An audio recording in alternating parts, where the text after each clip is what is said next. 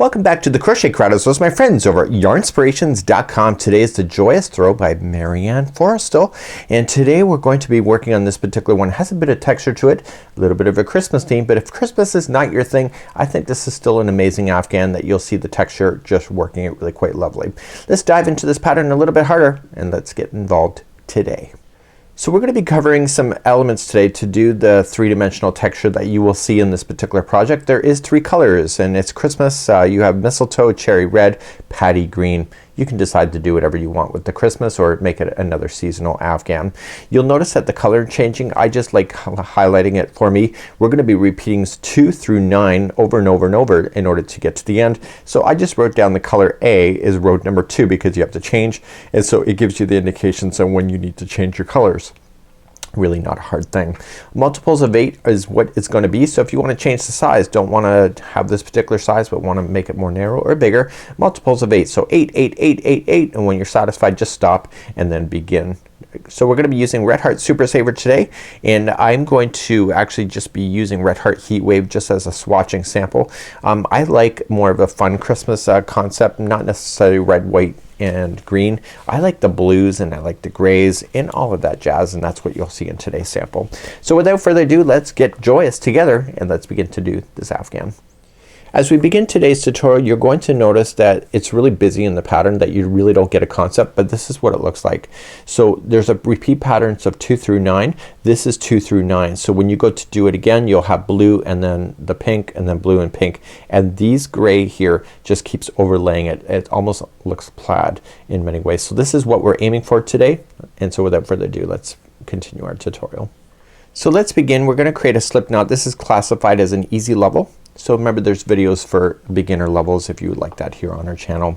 You can chain 120 if that's your thing, if you would like it exactly, or you can go in multiples of 8. I'm just going to do 3 multiples of 8. So just 1, 2, 3, 4, 5, 6, 7, 8. There's one multiple, and then I'm going to go again because it's not big enough. So 1, 2, 3, 4, 5, 6, 7, 8, and big enough, yes or no? If not, continue. So 1, 2, 3, 4, 5, 6, 7, and 8.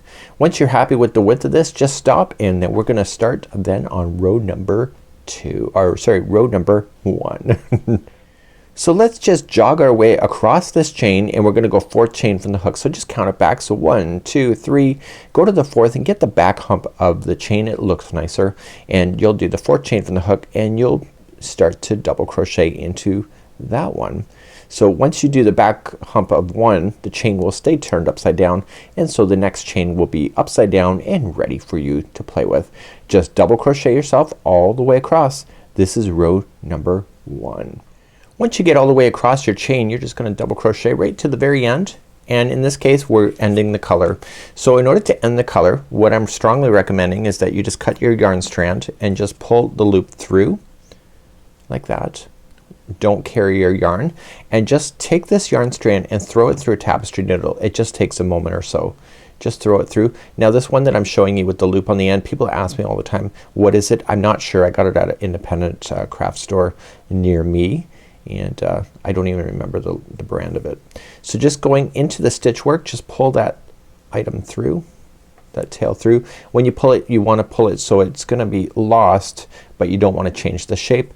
So just go across once, and then slightly different path for the second time, and the third time is a charm, and it will finally lock in. The project can never stretch in 3 directions at the same time, therefore this should never fall out on you in your lifetime. Never say never, but that's kind of the truth. So you may want to do this also with the starting strand. So let me secure that, and I'll be back in just a moment. Now that I secured the tail end in, so it was here and I finished, so just leave it to the back side here. So it should be on this side of the work, depending if you're right or left-handed.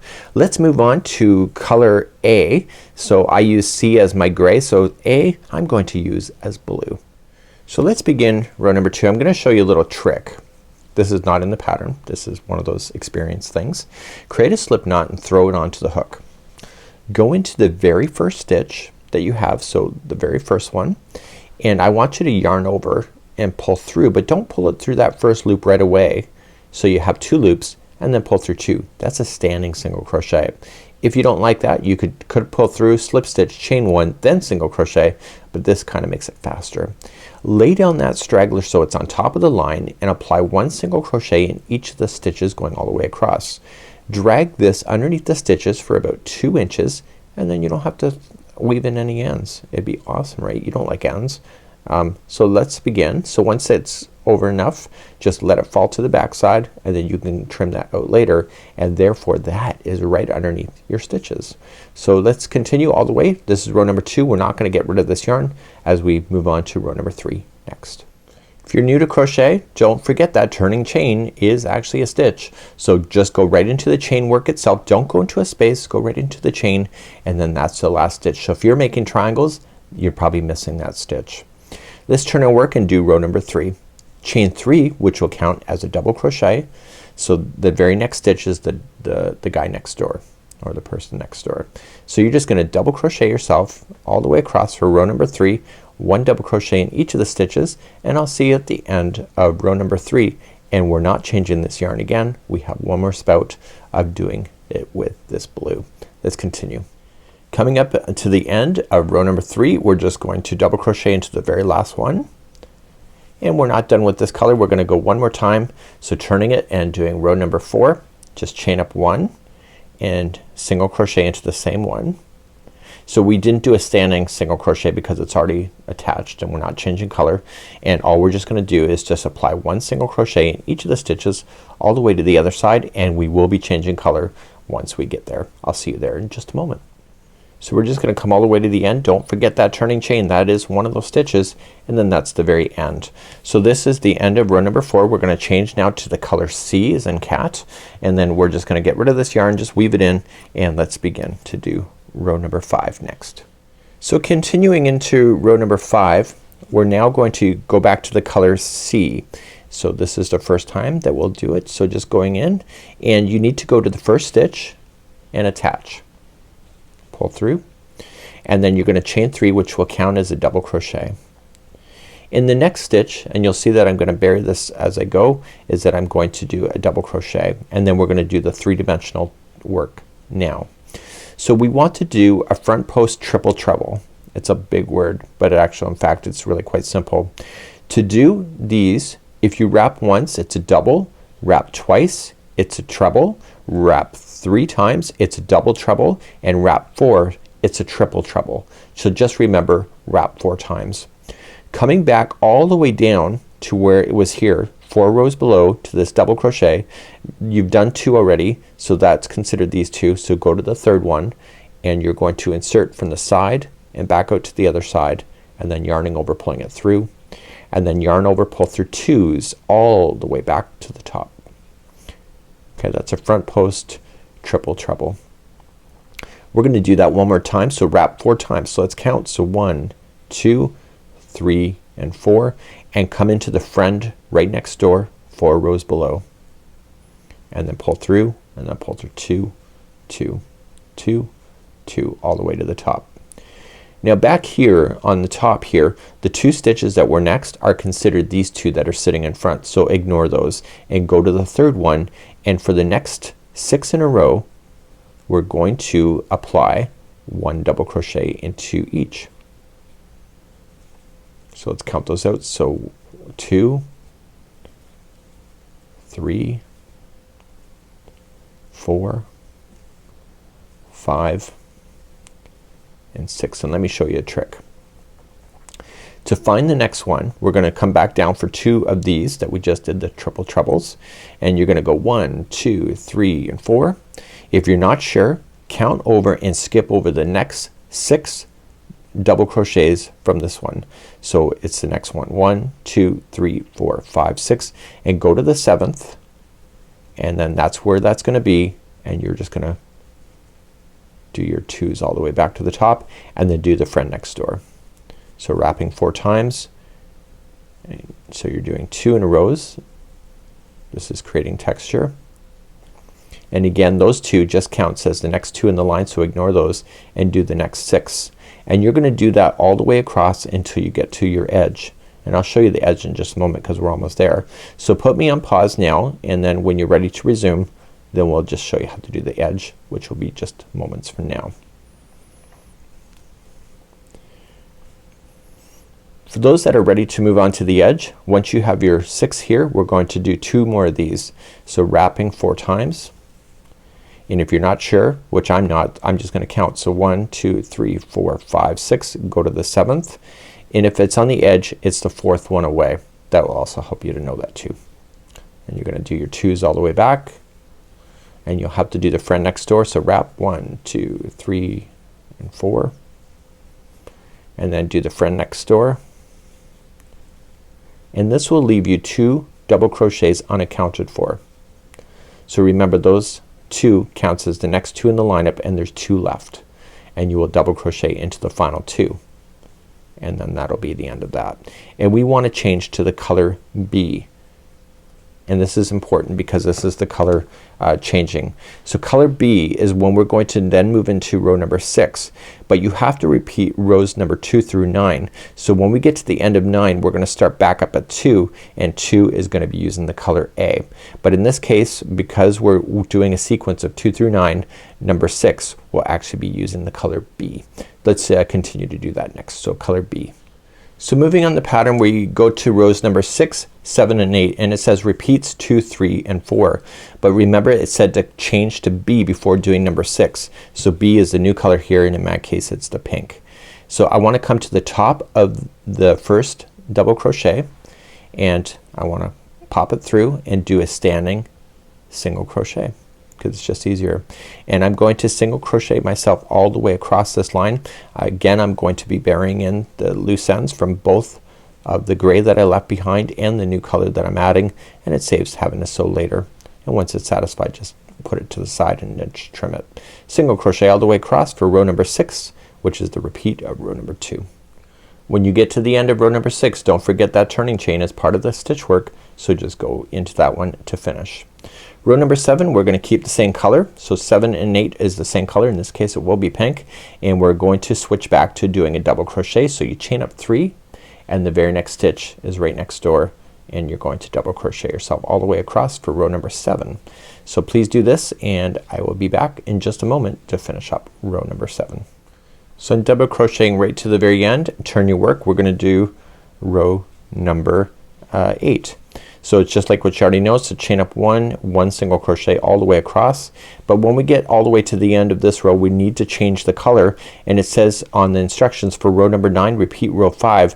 That means that we have to prepare for the color change. So we're gonna go back to the color B. Sorry, going back to the color C. So in my case it will be the gray. So what is dropping down in the front of this will always be the same color, and that's completely your choice as well as for colors. So continue all the way across, and let's change out our color for the final part of the repeat, number 9. At the end of row number 8, just going into the final chain, let's get rid of this color and let's move on, and we're gonna do the final one, number 9, which will be the end of the repeat.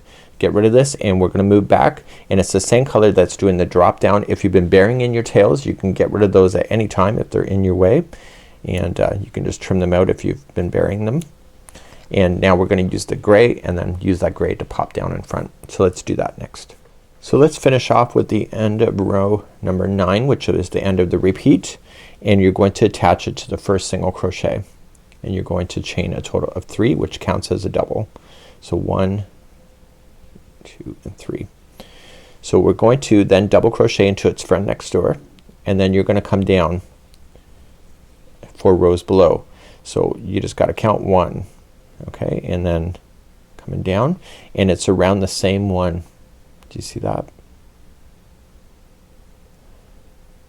So you're just gonna wrap 4 times. Sorry, I was just thinking for a second. Wrap 4 times and wrap around the same one, and come all the way back up.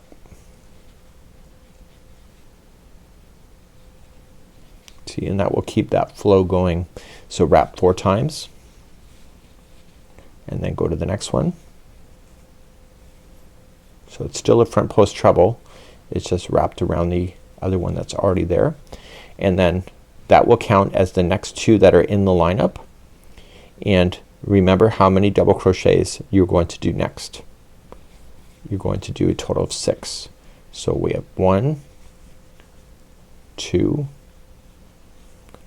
3, 4,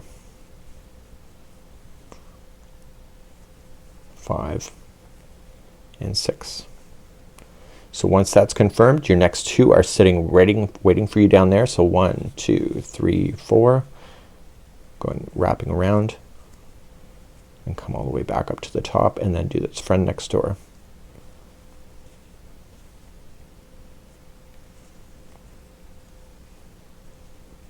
It's almost like a plaid that it's creating. So those count as those 2. So start in the third one and just do 6. So 1, 2, 3, 4, 5, and 6. And you'll continue that all the way across until you get to the edge. So then you'll be jumping down every time you have a chance. So in the final edge here, you're just, after you get your 6 done, you're gonna jump down and you're gonna do all the way back up.